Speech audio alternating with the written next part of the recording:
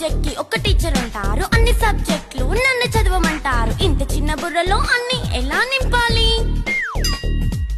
Class work, home work, fair notes అంటారు. Subject కి 3 books పెట్టి బ్యాగ్ నింపుతారు. ఇన్ఫాక్ట్ నా బరువు కన్నా నా బ్యాగ్ బరువే ఎక్కువ.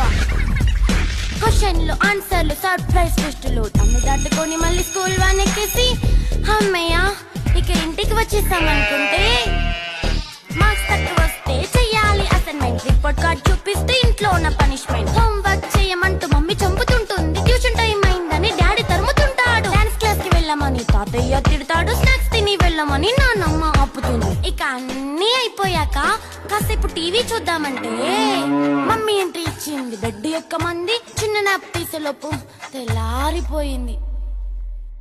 అయ్యో మళ్ళీ మొదలు ఈ స్కూల్ కష్టం.